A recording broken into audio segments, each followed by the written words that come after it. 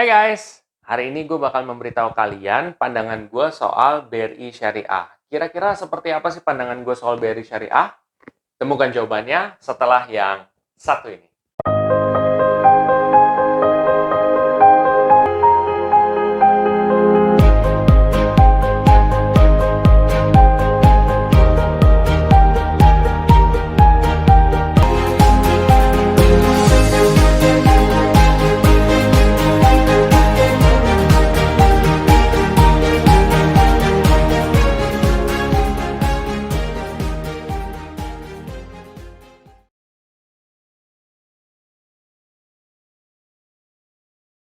Oke, teman-teman, gimana sih pendapat gue soal BRI Syariah gitu ya? Nah, gue mungkin akan mencoba mereview dari sudut pandang yang orang jarang masuk ke sana. Oke, ini dari sudut pandang gue pribadi ya.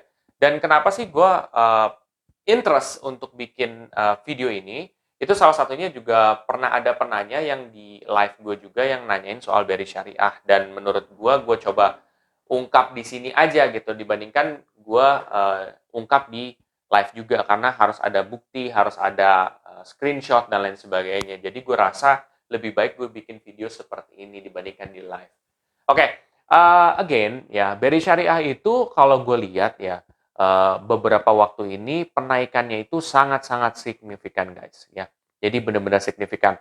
Jadi kenaikan harganya tuh benar-benar melambung tinggi, bahkan ya kalau gue nggak salah, itu tuh waktu gue lihat datanya itu penaikannya dalam kurun waktu satu tahun kurang itu sekitar 1000% gitu kan. Seratusan sampai 1000%. Jadi itu tuh benar-benar tinggi banget guys gitu. Nah ini mungkin akan menarik perhatian teman-teman yang menonton ini sekarang gitu. Kira-kira saham ini benar-benar bagus atau gimana sih? Oke. Jadi kalau dari sudut pandang gue coba untuk research di Google juga ya tentang BRI Syariah itu seperti apa dan ternyata yang gue temukan adalah berita positifnya dulu ya. Dari berita positifnya itu BRI Syariah bakal merger dengan beberapa bank syariah lain. Contoh seperti BNI Syariah, Bank Mandiri Syariah. Jadi mereka coba untuk merger supaya market capitalization-nya itu meningkat gitu loh. Kalau kapitalisasi marketnya itu meningkat, ya kapitalisasi pasar meningkat, diharapkan ya investor itu mulai lebih tertarik ke syariah gitu loh. Karena ini udah gabungan nih di antara ketiganya ini ya. Nah, itu pemberitaan yang terbaru seperti itu ya. Menurut kalian seperti apa? Kalau merger kira-kira bakal naik apa enggak? Nah, itu jawabannya balik lagi ke kalian sendiri. Oke, nah sekarang dari segi fundamentalnya. Nah, kalau dari sudut pandang gue sendiri, fundamentalnya itu gue biasanya ngelihat dari price earning ratio, debt to equity ratio, current ratio, gue lihat dari apalagi tuh dari dividen payout-nya seperti apa gitu. Terus juga gue lihat dari aspek return on asset, return on equity itu seperti apa, net income-nya seperti apa. Jadi gue melihat dari sudut pandang itu. Dan memang seharusnya sih ketika melihat fundamentalnya itu harus lebih banyak lagi dibandingkan yang gue lihat sekarang. Tapi gue rasa itu udah cukup sih gitu. Oke, kita mulai dulu dari price earning-nya. Nah, price earning ratio-nya ketika gue research, ternyata price earning ratio-nya itu sangat tinggi guys gitu. Kalau misalkan gue compare dengan bank-bank lain, itu BRI Syariah paling tinggi ya. Bukan paling tinggi sih, gue nggak tahu paling tinggi apa enggak. Cuman lebih tinggi dibandingkan BCA, Bank Mandiri gitu loh untuk price earning-nya gitu. Nah, price earning yang besar seperti ini bisa mengindikasikan baik ataupun buruk sebenarnya guys. Nah, kalau misalkan price earning-nya ketinggian, sebenarnya indikasinya kan harusnya dia tidak begitu bagus kan. Tetapi kalau misalkan price earning-nya lebih kecil, itu mengindikasikan dia cukup bagus. Tapi konteksnya nggak segampang itu guys. Price earning ratio, kalau misalkan dia tinggi, kalau perusahaan ini atau mungkin bank ini emang dia mau expand, pengen membesarkan lagi, itu nggak apa-apa. Berarti itu make sense. Tapi kalau misalkan dia tetap segitu-gitu aja, terus price earning ratio-nya tiba-tiba naik, nah itu yang gawat. Seperti itu. Dan menurut kalian itu seperti apa? Price earning ratio-nya dengan yang tinggi sekarang di apa namanya BRI Syariah, itu bagus apa enggak? Oke, itu balik lagi ke kalian. Gue tadi udah ngasih tahu nih pandangan gue.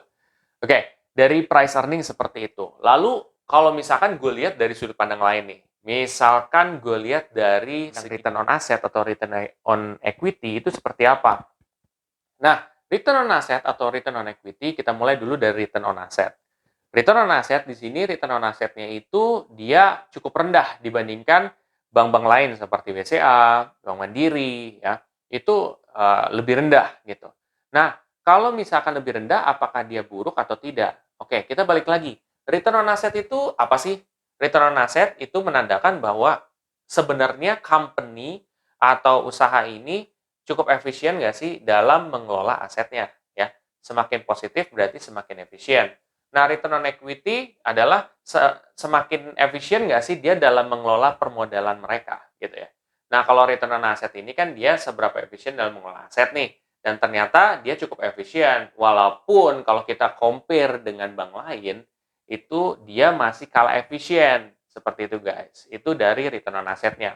Lalu kalau misalkan return on equity-nya di sini, ya dia cukup positif juga gitu. Walaupun ketika di-compare sama yang lain itu masih cenderung kecil gitu ya.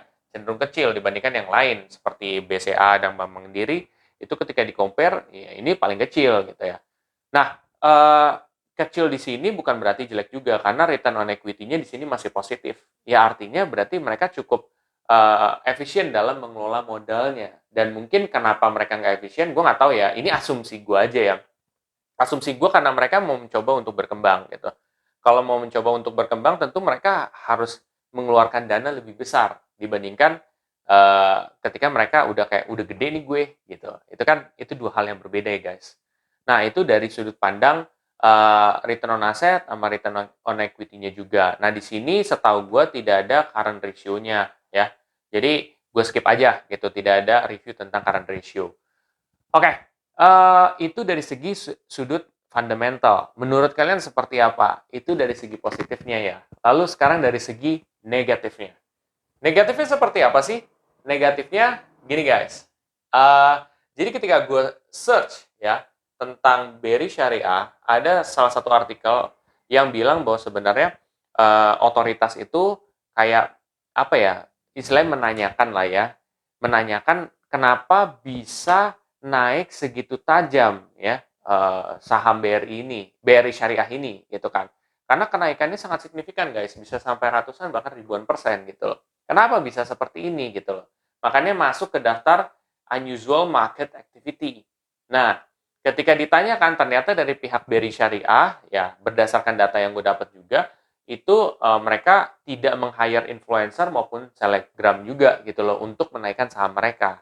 Jadi emang kayak kata mereka ya emang lagi growing aja, emang lagi bagus aja gitu loh, kurang lebih seperti itu guys. Dan itu merupakan berita negatifnya gitu loh, karena dari pihak otoritas mencurigai ini ada apa nih di sini gitu kan. Kenapa bisa naik sebegitunya gitu. Ya seperti itu sih, karena naiknya signifikan banget guys gitu. Even though mereka memang secara net income-nya bagus ya, positif dan cukup lumayan growing lah. Tapi kan ini naiknya lebih gila lagi dibandingkan itu seperti itu guys. Itu merupakan beberapa data-data yang gue dapatkan tentang BRI Syariah. Menurut pendapat kalian seperti apa? Oke, disclaimer dulu nih.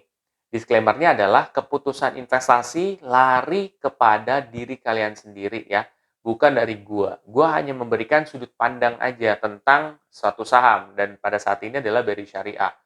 Oke, itu sih disclaimer gua.